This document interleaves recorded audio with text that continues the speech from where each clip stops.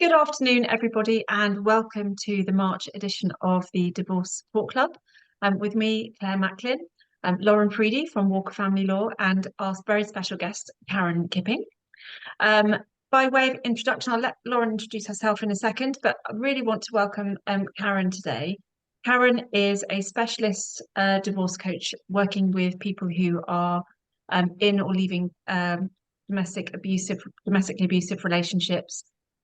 She's a survivor of domestic abuse herself, and she's been working in that arena for probably more than 14 years now, I suspect. She's highly respected and has written a really, really excellent book, which I will put up here for anybody who's interested. It's really good, full of lots of practical strategies and also lots and lots and lots of information and knowledge. So, Karen, welcome, welcome. Thank you for coming again to talk to us. Thank And you. very quickly, Lauren, would you mind just introducing yourself quickly, and then Karen and I will get going on the content of today's session. That's right. Yes, of course. Yes, welcome, Karen, and thanks as always, Claire.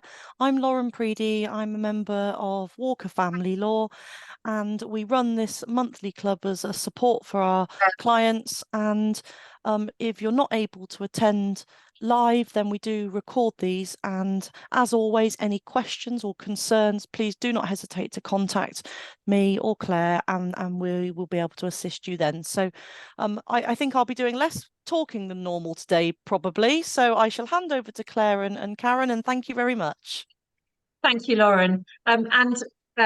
So let's get straight into it, because I know there's a huge amount that we could be covering here. So Karen, would you like to perhaps is there anything else that you would like to say to introduce yourself in terms of your story or anything like that before we get into the nitty-gritty?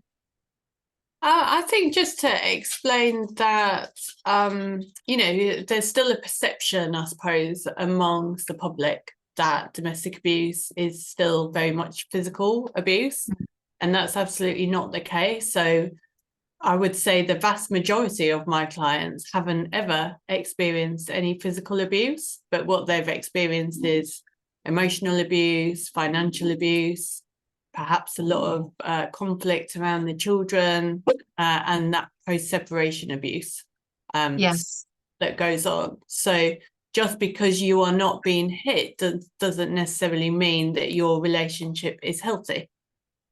Absolutely. And so that leads me really nicely into my first question, which is, can you explain to our listeners, how can you recognize that you're in an abusive relationship? What does one look like? What does one feel like? Can you hear that in the background? Yes, your dog. Just one very quick second. In true Zoom style, there's always a dog or a cat that pops up, and today it's my dog. Hang on one second. Right. Okay.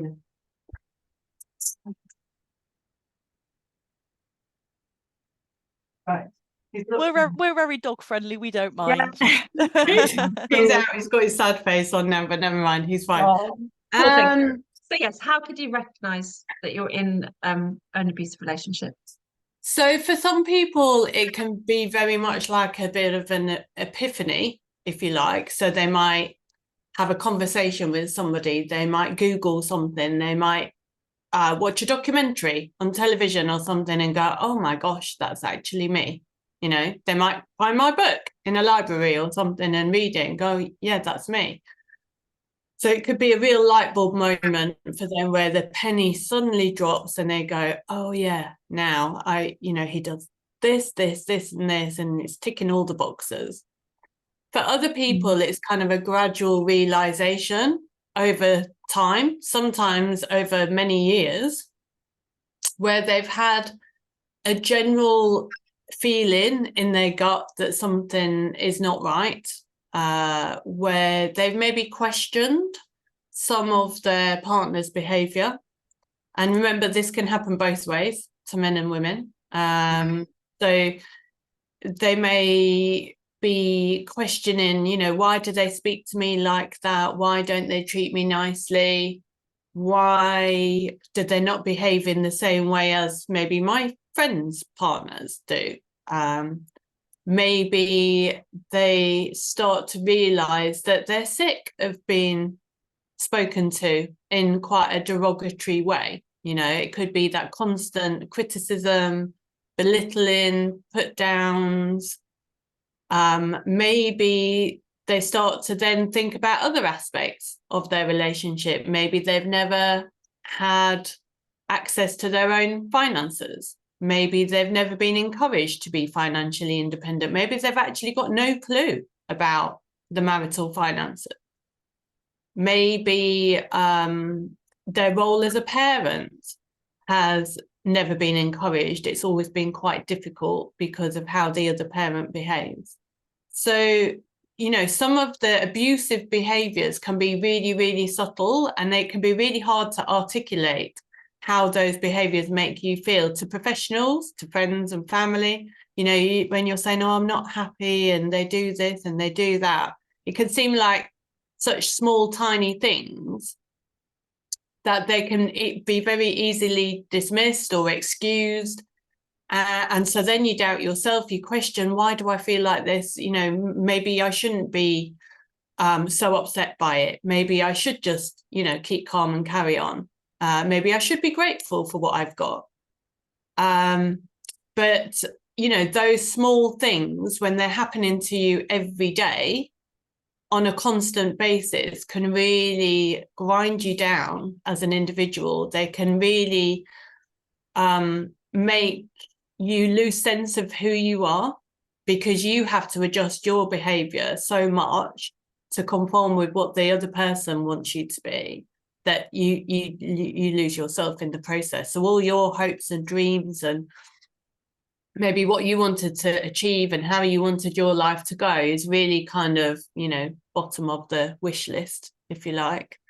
And it's super stressful, but it can also become quite normal to you, you know. So some of these signs of abuse can be very, very hard to spot, which is why, you know, quite often it takes people many years and a lot of reading and education before they really kind of recognize it. Yeah, one of the common things that I see as well is, and you know, this is kind of the eggshell part of it. You know, you find yourself changing your behavior in order to manage your Yeah. partner's responses. Yeah. You know, so you often find yourself with a lack of self-belief or lack of boundaries around behaviors and things that are acceptable to you, not acceptable to you.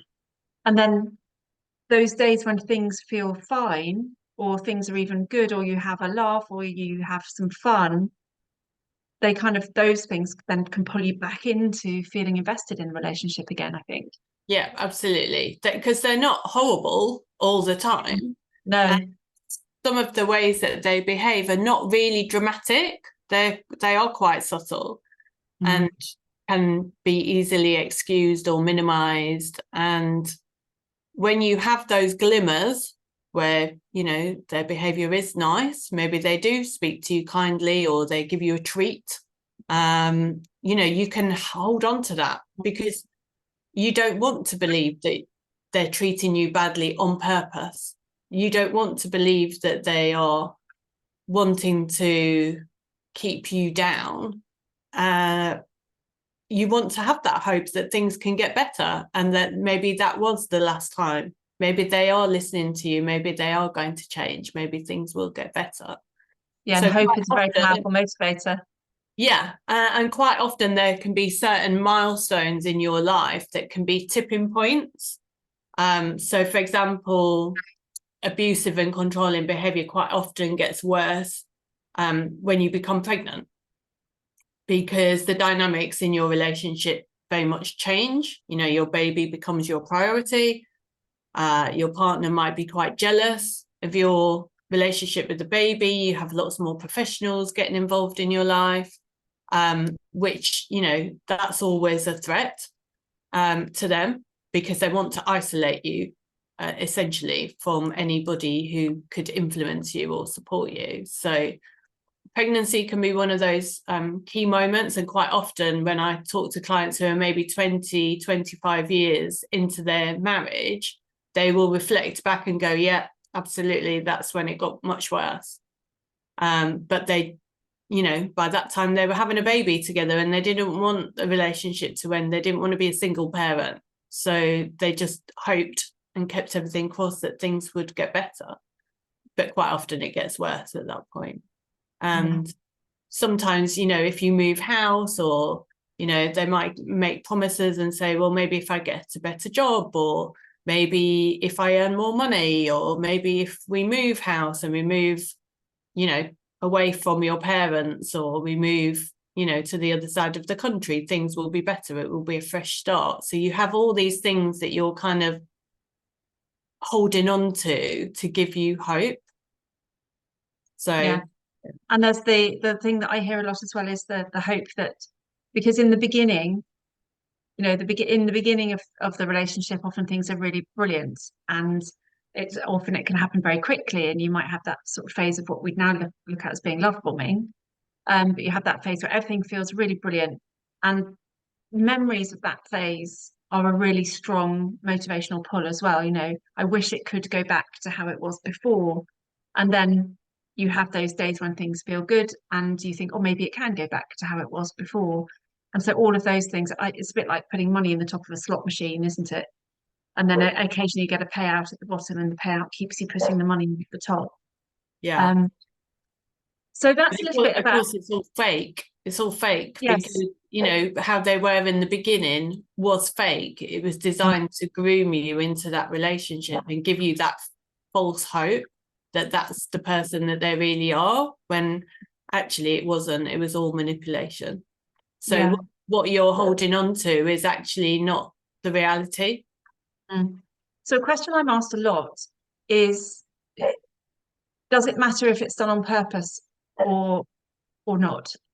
You know, how important is the intention behind this? You know, I see a lot of people who don't want to believe that their partner is doing this on purpose. Yeah. And it is tough to believe. Who wants to believe that somebody's treating you badly intentionally? You don't want to believe that, do you? But the fact is they are, and they're doing it because they know it works.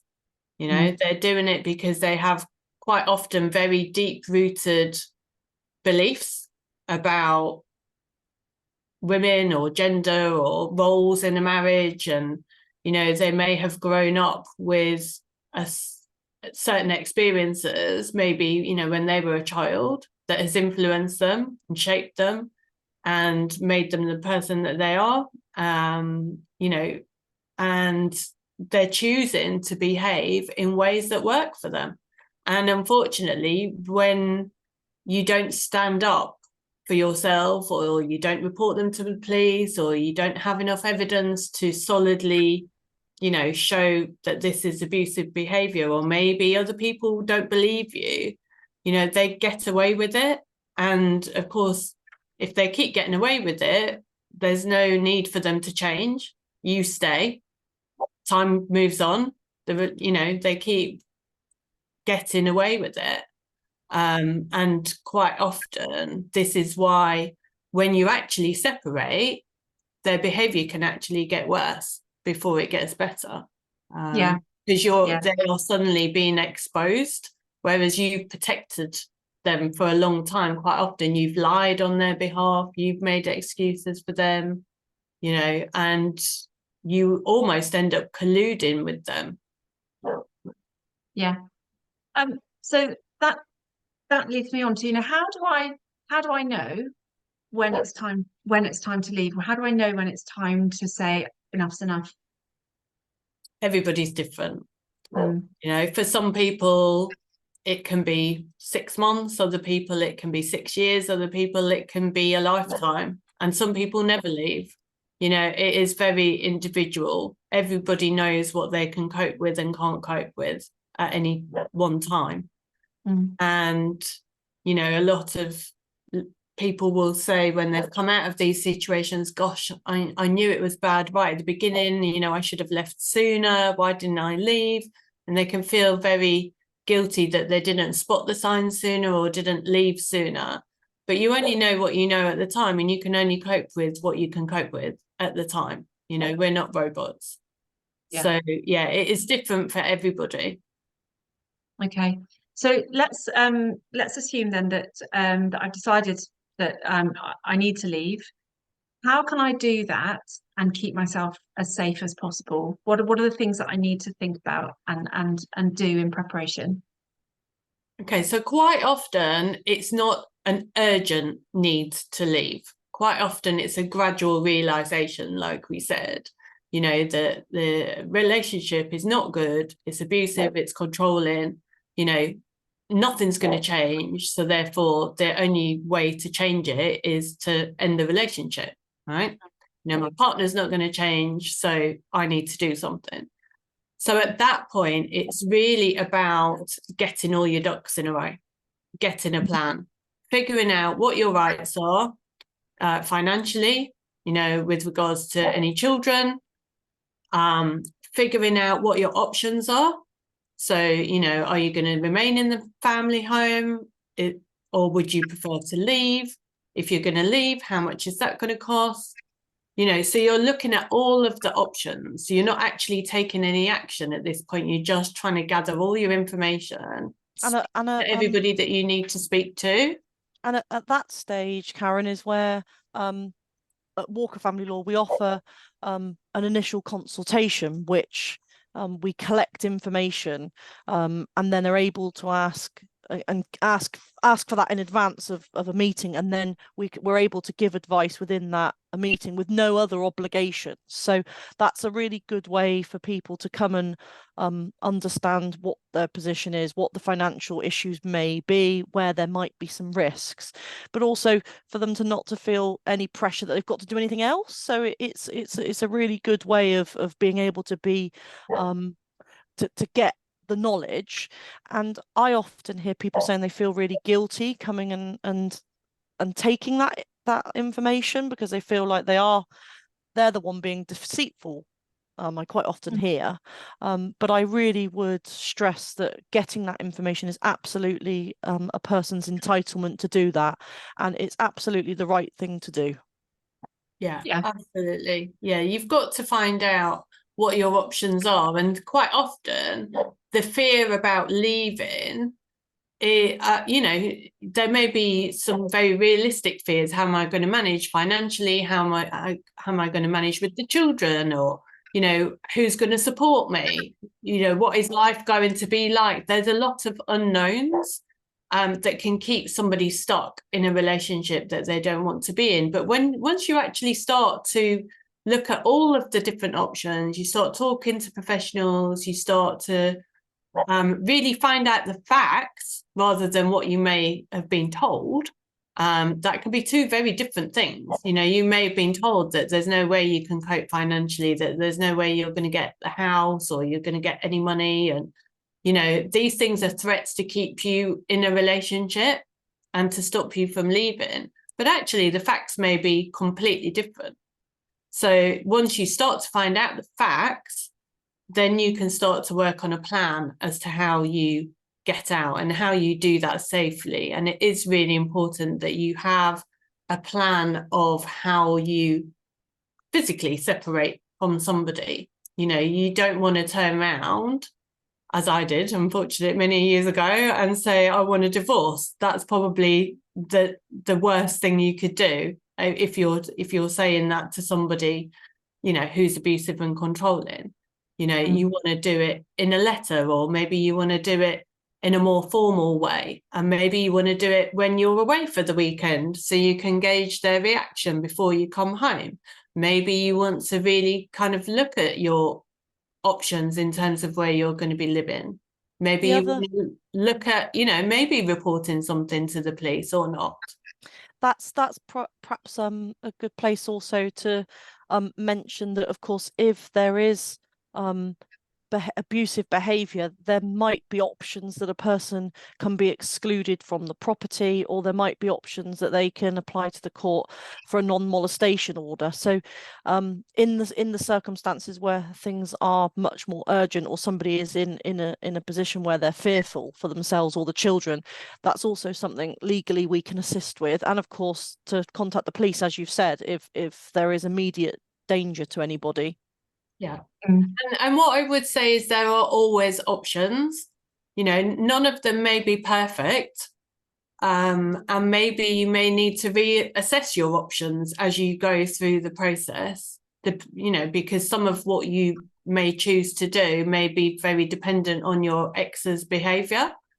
But there are always options. Nobody has to stay stuck in a relationship where they're being abused emotionally, financially, in whatever way. There are always options.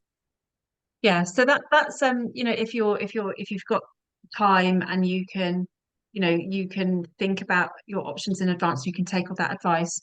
What's your advice, Karen, if there's a situation where it does become urgent? You, as Lauren was mentioning just now, you do become fearful for your safety or the safety of the children. What's your advice at that stage? Okay, so 999 is always your first option. They are the emergency service. They're there to protect you.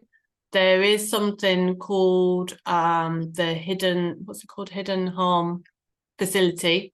So if you're not able to speak, when you call 999, the police officers at the desk will talk you through, press 1 for yes, 2 for no, etc. And they will, attend your property. And what happens is when the police turn up to any domestic abuse incidents, they always separate the parties. So you will have an opportunity to talk safely about what's happened and to tell the police exactly, why you were scared and why you had to call 999, and they will help you. All right. They will help you in terms of your safety. If they don't feel that it is appropriate for your partner to remain in the property, there's an option for them to use something called a domestic abuse protection notice to remove that person from the property for up to 28 days. They don't need a huge amount of evidence of criminality, if you like. They just need a suspicion that a domestic abuse incident has happened. And a lot of members of the public don't know that that is something that can happen. So it can be really useful to just remove that person for 28 days to allow you that space to then get the help you need. And maybe, like Lauren says, go to court to get a non-molestation order to keep that person away from you and stop them from harassing you for a longer period. The other options in terms of safety in an emergency situation is you can turn up at any housing authority, local authority. Doesn't have to be your local one. If you are fleeing because of domestic abuse, you can turn up at any local authority anyway. You don't need a local connection. You don't need to be resident there. But you turn up and you say, I cannot go home because I'm at risk. And they have a duty of care to place you in temporary accommodation, safe accommodation, so that you don't have to go home. So that would be the first thing. The other option you have is to either go into a police station or ring the police or ring social services if you have children, to ask for them to find you space in a refuge, or to ring your local domestic abuse organisation who will help you as well. And again, it very much depends on the space that is available in the country. You would have to move to somewhere away from your home area, but that can be, it's not an ideal option, like I said, for a lot of people. But if you feel really at risk of harm, then to just take yourself and perhaps your children away to a safe space where you can get all the practical help and support that you need and have that thinking space about your longer term options, it can be, it can be an option. Yeah, and I get there's also the option that if you have supportive parents or siblings, or go with them. and stay with a family member. Yeah, certainly have tried to do that in the past. Yeah, it's not forever. You have to, some of your options may be short term, some of them may be longer term options. Yeah. Okay, so what if I want to, or what if I, I'm not feeling at immediate risk. I've said that I want to separate. What if we have to live together during the period of separation? Can you tell me some strategies that I could use there to cope with that and to handle that? Yeah, and it does happen a lot. We're in a cost of living crisis. Housing is expensive. You know, for a lot of people, they are still living under the same roof whilst trying to separate, which is really difficult, obviously. You know, emotions are high on both sides, and yeah, it can be a difficult situation. So one of the techniques that I talk about actually in my book is my Brave the Wave technique, where you know that your ex-partner, they are your ex, even though you're still living together, is going to perhaps try to provoke you or to say things that are really going to be hurtful to you, or, you know, will try and, you know, destroy your confidence or make you doubt yourself. So you have to expect it. You have to know that it's coming. You can't stop them from saying those things to you, but you can choose how you react, and you choose not to react. So like when you're on the beach and you see that big old wave coming at you and you steel yourself for it, you steel yourself for it, and you just let the words wash over you and don't react to it. Don't let them soak in. Don't believe them. Don't listen to them. Just stay calm. You have to stay calm under every circumstance, really. Just walk away if you need to. Take yourself off to the other room. You might be in separate bedrooms at that point. You know, find ways of distancing yourself from the other person as much as you can. So it may be going out for a walk. You know, if you can feel that things are escalating, the other party is starting to get wound up about something, or trying to lure you into a conversation that actually you don't really want to have with them, just say, no, I don't want to talk about it. I think we should leave this to the solicitors, or maybe that's something you can put to me in an email instead. And you just say, I don't want to talk about it, shut it down and walk away. And doing things to distract yourself as well can be really helpful. Being around the people that are helping you, like, you know, reaching out to the professionals that are helping you if you're having a wobbly moment, reaching out to friends and family. You know, you create a little support team of people around you to help you through it. Yeah. Yeah.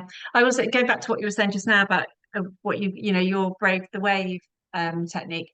I often talk with clients about wearing Teflon coats and sloping shoulders, Yeah. and just almost imagining perhaps that you're even in kind of like a snow dome, you know, snow globe thing that is protecting you, and the words are like arrows that bounce off. Mm-hmm. There are all sorts of kind of almost imaginary things you can use to help you not to let their words in anymore. Yeah. And I know, and that is really difficult, because if you're in a relationship like this, those words have probably eroded your self-belief. They've chipped bits off you over time. But you also have to remember, a lot of what they say and do is not personal. It literally is like they all go to some secret school somewhere to learn how to do these things, because they all say and do very stereotypical things. So you will feel like it's very personal to you, but actually if you read my book and other books and your book, you know, you will learn that actually there are very similar things that they do. So it's not personal to you, it's just a tactic that works. Yeah, it's almost a script. Oh yeah, it is. Yeah, absolutely. Yeah. You know, and going back to something else you were saying as well about finding space, if you can, I mean, I have had a client once who put a lock on her bedroom door. They were still living in the same house, so she had a lock put onto her bedroom door because she didn't feel safe. Her ex-husband didn't like it, but it did mean that she had somewhere that she could retreat to, that she felt safe in. So there are, you know, there are all sorts of things you can do to help yourself, you know, just feel that little bit safer. What about children? How are there some strategies that you would suggest in order to protect the children? You know, let's say you have small children. How can you protect them from the impact of some of this? I think you have to just ensure that you are the bigger person in this, and that you are always mindful of how you behave in front of the children. You can't always control how your ex behaves, but just making sure that you don't badmouth the other parent. You know, the other parent is still, you know, somebody perhaps the children still look up to, you know, still love, still want to be around. And that's their right as children. But yeah, so you have to be the bigger person, and again, just stay calm, do all the right things. I think with children, it's really about listening to them as well. Really hearing how they're feeling, encouraging them to speak up about how they feel, and then giving them some tools and some strategies to manage that. And you know, reassurance. Children always need reassurance that they're going to be okay, that their family is still going to be okay. It may change and shift, and you might not have all of the answers at that point, but you will figure it out. You'll figure it out. I think that the point about listening is so important as well, you know. And I often am asked, you know, what's the difference between, so I have clients who they don't want to badmouth their ex-partner, but they also don't want to be making excuses for them anymore. So, you know, let's say they don't turn up when they're supposed to, or you know, that they promise the children something that then doesn't happen. So that can be quite tricky, because, and what I always say is, you know, what's really important is listen to the children, help them identify how they feel, and then validate that that feeling is okay to have. Yes, it was disappointing. I can see that you were disappointed when mummy, daddy didn't do whatever it was they said they were going to do, because otherwise you're almost again colluding, and you know, that making excuses is almost gaslighting the children yourself. Yeah. You have to call it out sometimes. You do have to call it out sometimes. In fact, I had a conversation this morning with one of my ladies who she said, I don't know what to say. You know, she's recently separated, and she said, I don't know what to say. I just freeze because I don't want to say anything negative, but at the same time, I don't want to, you know, make the children believe that that is okay. It's not okay, and you can say it's not okay. Yeah, I think it's the difference between identity and behavior, isn't it? You know, it's very different to say your other parent is a bad person than saying your other parent, that behavior was not acceptable and that isn't okay, and we shouldn't be putting up with that. And I don't want you to have to see that, you know, those kinds of things. I think that's important, an important distinction as well. Yeah, absolutely. And you have to remember, we are role models for our children as well. And actually, it's a real positive when you show your children that you are not putting up with bad behavior, you know, because they learn from us. And if we put up with it, they will learn that that is what's deemed acceptable. And maybe they will go into their own relationships later on in life, and they will put up with stuff that perhaps they shouldn't put up with. So, you know, we need to show our children that it is okay to stand up for yourself at some points, and to, you know, other people are not necessarily happy about what you're doing, but if it feels okay for you and you trust your judgment, then that's the right thing to do. And you can come out the other side and you can be okay. Yeah, and I think one there's a big fear, isn't there, often, that somehow this process is going to be damaging for the children, and it might be better to stay and just put up with it for longer. But actually, I think that the important question there is, you know, what, like you say, what are your children learning? What are they seeing? And if your son or your daughter was either in this relationship when they were older, or was even the perpetrator in a relationship like this when they were older, how would that feel? And what advice would you want to give them at that point? And sometimes that can really turn things around for people to think about it in that way. Yeah, definitely. Sometimes we can cope with a lot when it's happening to us, but when it starts to impact on our children, or we start to worry about how it could potentially impact on them in future years, that can be the thing that gives us that strength to take responsibility and to be brave enough to make that change. Yeah, absolutely. So we've talked a little bit about what you can do if you are having to live together during your separation. So Karen, what might be some coping strategies that people can use in the early days, you know, if they've moved out, and you know they've taken that step and they've left the family home. What are some things that come up there, and how can people cope with that? I think you can have a real wobble in that early period. You know, you kind of almost have the euphoria of you know, being away from the person that's been treating you really badly, but then reality kicks in and you go, oh my gosh, suddenly I'm on my own, or how am I going to manage with the children? And then it can feel very overwhelming, and you can feel quite lonely as well. So it really is, like I said before, it's about having that support team around you and making sure that you reach out to them when you need them, not thinking I need to do this by myself and trying to cope with everything. It's very stressful. Nobody is going to sugarcoat it and say that ending this kind of relationship is easy. It's absolutely not easy, but the more help you can get, the better.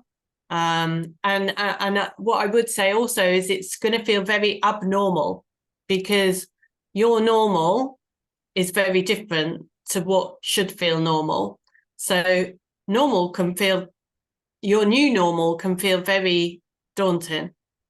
So you have to, it's a bit of a process. You have to let go of some old habits and learn some new habits. Yeah. Making decisions is a big thing, isn't it? Oh, you know, if you've been in a relationship where you've not been allowed to make decisions for yourself, or you've had to, your primary goal has been to manage the other person's behavior all the time, you know, that's where your focus is going. And now suddenly, if you've left, you're able to make those decisions for yourself, and that can feel really scary. It can, but it can feel very empowering as well. Yes. You know, the So more you do start it, small. Start small. The more you do it, your confidence will build. Yeah. You know, when it goes well. And I will say, what's the worst that can happen? If you make a decision and it's the wrong one, then, you know, it was your decision. You made it at the time. Okay, how do we move on from that? Do we need to get any more information? There's no such thing as failure. It's all feedback. Exactly. You know? And so you can learn from those mistakes. And I think, you know, the more small decisions that you make, like you were saying, that builds your confidence. You start to be able to trust your own judgment again, you know, and all of those things. You were talking about support. So who would you say would be the key, you know, are there some really key people if you're thinking about putting your team around you going through this, you know, this kind of thing? Who would be the key people that are really important to have in your team? So, first of all, people who are close to you, like your key friends and family, you know, people that are going to believe you, that are going to maybe be able to give you some practical help, but that much needed emotional support and encouragement that you need to really keep going. That can be really crucial.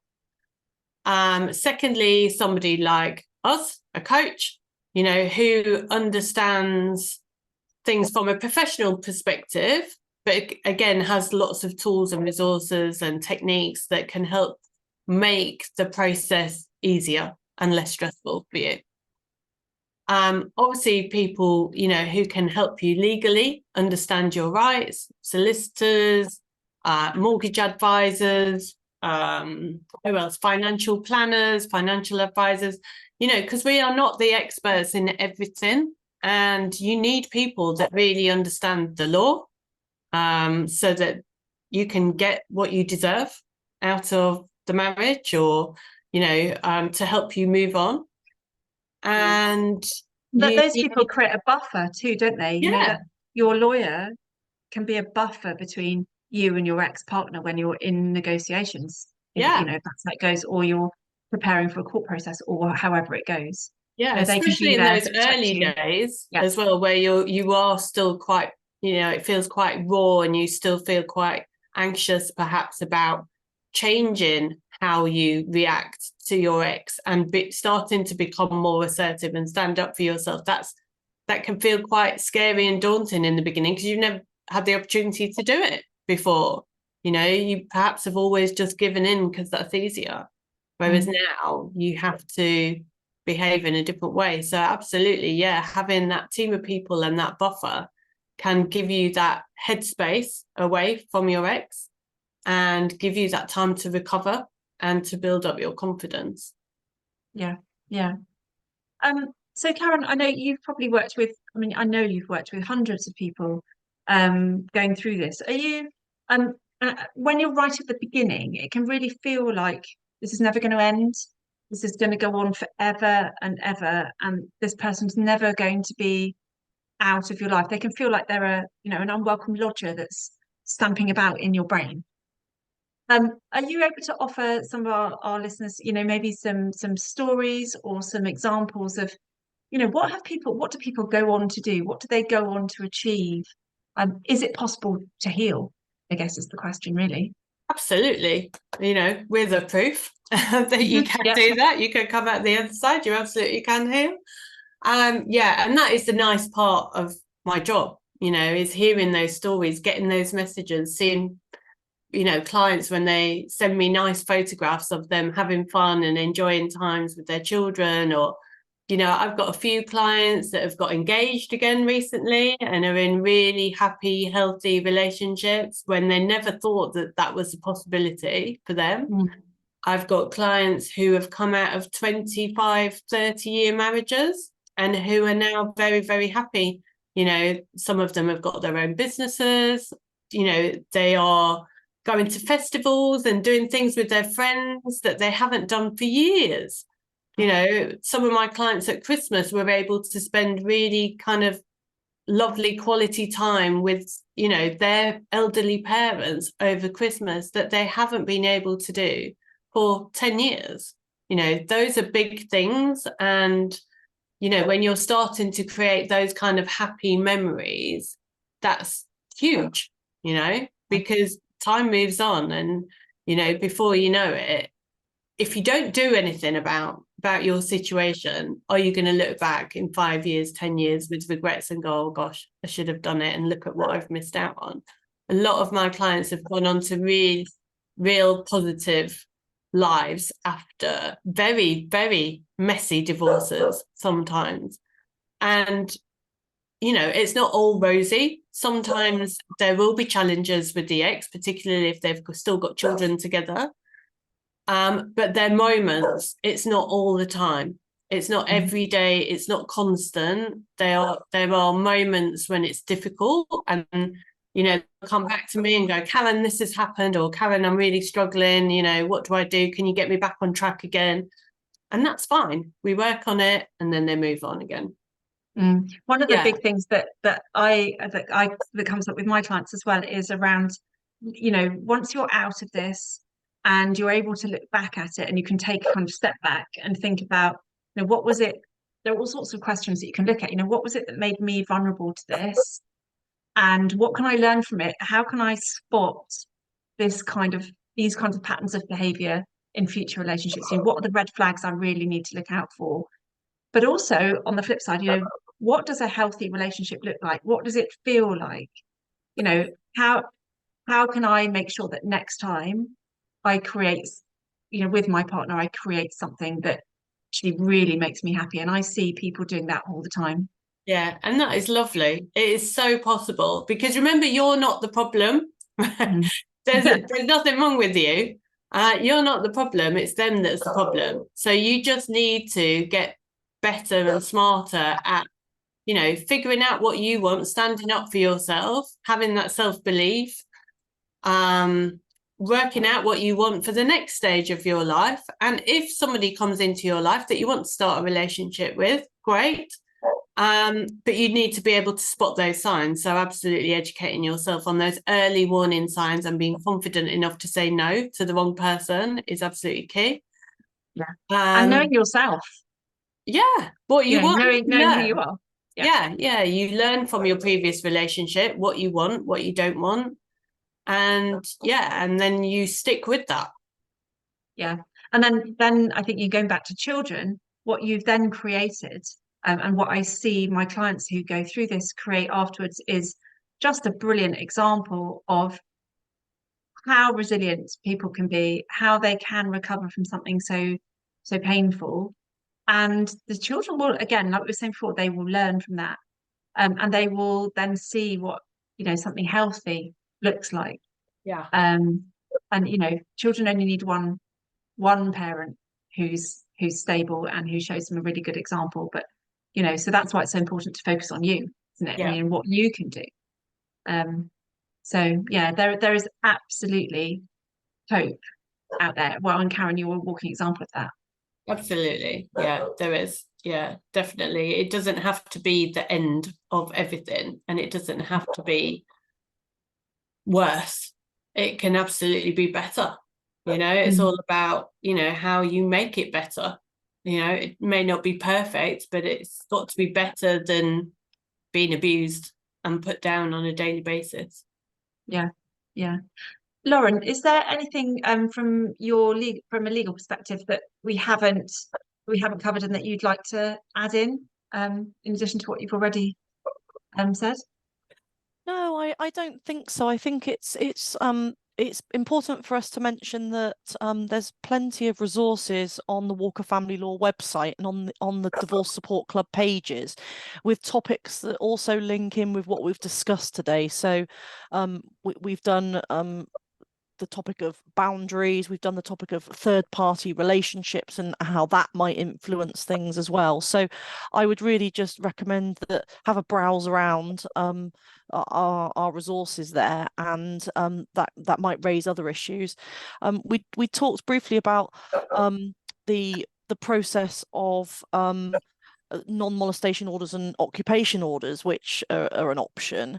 And I explained a bit about how our initial consultation works, and we've got a sizable team of brilliant legal solicitors and legal executives, so we can always see people pretty quickly. And the other thing also, I think, is to mention that people will probably also hear about collaborative law and about mediation, and there's a new system called Resolution Together where we can see two people together.